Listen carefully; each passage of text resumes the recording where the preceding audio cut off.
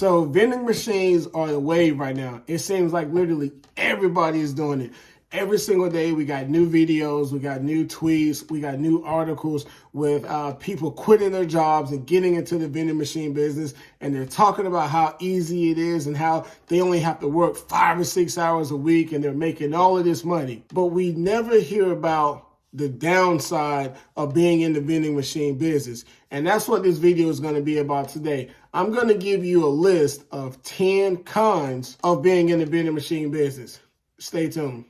This one for all of y'all and y'all and y'all and y'all and y'all and y'all.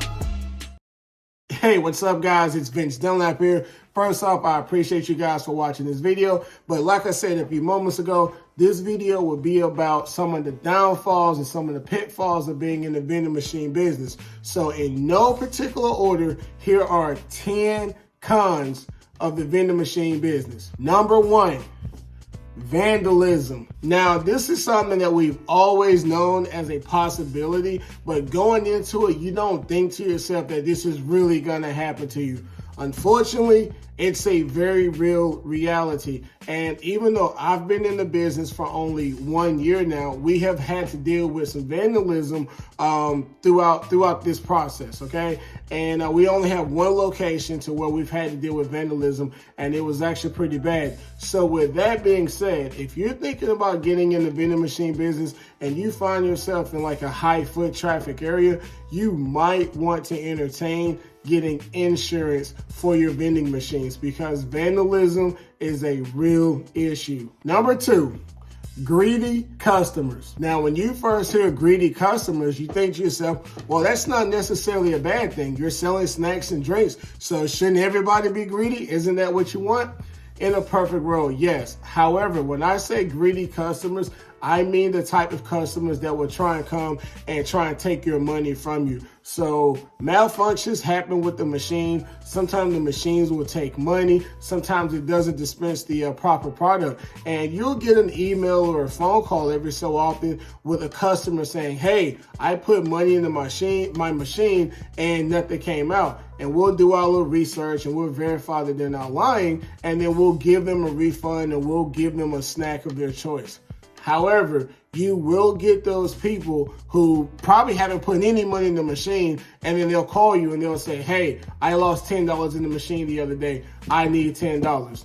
And then you got to go through the process of showing them, hey, there's nothing on our records that show that you got $10 or that you lost your $10, okay? So that happens quite a bit, but if you nip it in the bud very early, you won't have to deal with that too much because it's like, they'll be like, oh, well, they actually know what they're doing. So let me take my angry customer attitude somewhere else, all right? Number 3, an oversaturated market. So like I said, vending machine business, the opportunities are endless. However, now that it's become kind of like the cool thing to do, and as we move into more of an entrepreneurial society, from my opinion, everybody is wanting to get into vending machines. So there are tons of locations all over the place. However, there's a lot of big businesses out there that might have contracts. There's a lot of small businesses out there that might have contracts, okay? There are a few apps that you can download to look at businesses that have locations available. However, as soon as you look at it, somebody else is probably already taking it. So it's a very saturated, it's a very competitive market, all right? Number 4, issues with the machines that require some sort of repair or maintenance. Now, this is twofold. When it comes to your machines, you're going to have 2 types of issues. You're going to have your mechanical issues. You're going to have your software issues. Now, before you get into the vending machine business, I'll advise you to find some sort of service technician because the people who make these vending machines, they don't have technicians that come out into the field. So if you have something that's mechanical or physical that's wrong with your machine, most of these mechanics out here will be able to help you in that regard, okay? Now, if you have some sort of a software or some sort of a wiring issue, okay, you're on your own because these mechanics, they don't deal with that stuff, okay? okay? So you're gonna end up learning a lot about these machines that you did not intend on learning, okay? So keep that in mind. Now, it's gonna help you going forward, obviously, because you're gonna understand how to do X, how to do Y, how to do Z, and the customer service from some of the companies that you're gonna deal with, it's not too great. So you're gonna learn a lot of stuff on the fly when you have issues, but just understand when you have these software issues with these machines, for the most part, you are on your own. Number 5, it can get tedious. It is very tedious, okay? Now, if you only have 1 to 3 vending machines, it's not really gonna get that tedious. It's less than a part-time job. But if you got more than 3 vending machines and you have other responsibilities, it can wear you out. Depending on how far these vending machines are from where you live and how far you gotta drive, depending on what store you gotta go to get all of the products. Whenever there is an issue with the machine, is it a problem that you have to go and address it right now? So it can get a little tedious. So be mindful when you're watching these videos and you're reading these articles and all of these people are telling you that, hey, I only work 6 hours a week. If they're saying that they only work 6 hours a week, 9 times out of 10, they're paying somebody to do it, okay? They're not making all their money working 6 hours a week. I guarantee you, okay? Number 6. You're gonna need tools in order to move and operate and maintain these machines. Now, like I said earlier, there are mechanics out there who will be able to come out there and help you out with some of your issues that you have on these machines. However, every time a mechanic come out, you're looking at $70 to $100 to $150. At least that's the rate that we have to pay when we end up needing a mechanic, okay? So you're gonna need to buy some extra tools. And let's say you buy a new vending machine, but you need to deliver it from point A to point B. If you get the provider to deliver it, it's gonna be a couple $100 moving charge. However, if you deliver it on your own, then you gotta pay out of pocket for the moving truck, for the trailer, for the dolly, for the pallet jack, for the straps, and all that stuff, not to mention the physical exertion that it's gonna take for you to move one machine to the next. Now, one location to the next. I'm sorry about that. Now, with that being said, please be careful if you are going to move a machine by yourself, because these things are not light by any means. So if you're just starting out, eat that feed. Watch some experts do it so that you can see what right looks like before you go out there and hurt yourself, all right? Okay, so I kind of mentioned number 7 with an earlier one, but I'm just gonna go ahead and go over it anyway. However, my number 7 is nobody knows how to operate the machines. And this is speaking more so to the software side. Now, these machines do come with manuals, okay? And if you buy these machines from a warehouse or from a big company, they're gonna give you a 3 to a 6 month warranty to where if you have a problem with it, they'll come out there and they'll do whatever it is that they need to do. However, for the most part, whenever you start having software issues, you're gonna have to look at this manual and you're gonna have to figure things out on your own, okay? I've gone down YouTube University plenty of times, all right? But just have the mindset that you're not gonna get too much help when it comes to these software issues, and it's actually gonna help you in the long run because you're gonna learn what it is that you need to do. Number 8, you can lose a location at any given minute. Okay. Now, like I said before, it is a very saturated market out there. So if you have your machine at one location, somebody else might come in there and they may say, hey, well, are they doing this? Or are they selling that? Or are they not doing this? And they might try and use some sort of sales tactic to get your machines out of there. And whoever the building owner is, they may come, they may say, hey, Vince, we want you to get your machines out of here. And once they tell you to get your machines out of there, there's nothing you can do. You got to get your machines out of there. Now, me and my business partner, we actually have contract agreements in place to where if you want us to get our machines out of there, you have to give us a 30-day notice. And we've got one notice in the past year to move our machines. And I think we took maybe a month and a half, and they were perfectly fine with that. As long as you work with them and continue to communicate with them, there's no problem. However, once they tell you to get that machine out of there, you got to make haste to get that machine out of there. Number 9, locations can be very uncooperative, okay? And I'm gonna mention a few things here, okay? So Earlier, I talked about vandalism with some of the machines, right? So we had a case of vandalism at one of our locations, and I went to go talk to the building manager, and I said, hey, you guys have security cameras here. Can I get the footage from XYZ night so we can see who this is so that I can go file a police report? And they wouldn't give it to me because they told me, they said, well, we really can't give you the footage. If you go file a police report, then we can give you the footage if they come and request the footage.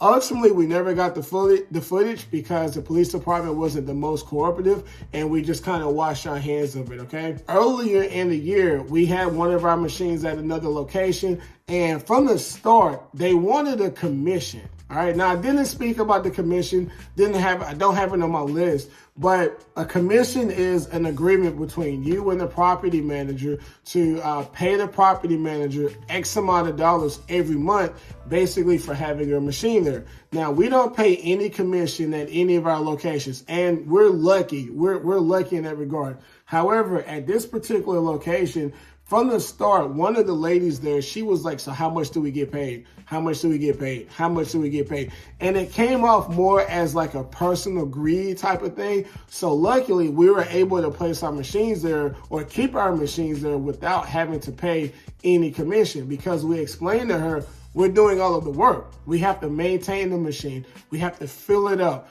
We have to pay for repairs. We have to go and buy everything. We're spending gas to go back and forth to locations. And she was like, you know what? That makes a lot of sense. I understand. But about 6 months later, we got an email, and basically she told us that she was frustrated because she wasn't getting paid the commission. So you got to come and get your machines. All right. So those type of things do happen, but it's a part of the business. All right. Okay. So once you get into the vending machine business, you're going to work with one of two, if not both, vending management services. One is Cantaloupe and the other one is called NIAX, okay? So whenever you get a credit card reader, you're gonna get a credit card reader from one of these two companies, okay? We have, I'm not gonna say which one we have, okay? Because I don't wanna put them on blast. However, my next con when it comes to the vending machine business is the customer service working with one of these guys, okay? Now, there are only two companies, and from what I've been told, one company has better customer service, the other company has better products, okay? So we have the one that has the worst customer service of the two, okay? And what I mean by customer service, if you have an issue with one of your machines and you give them guys a call, you might not get somebody for 30 to 45 to 60 minutes, okay? And let's say there's something wrong with your machine to the point that it needs updating, okay? So they'll do a service request or a service update from their location, but then depending on the update, it could take anywhere between 5 to 45 minutes. And I am speaking from personal experience. And they are not going to sit there and stay on hold with you.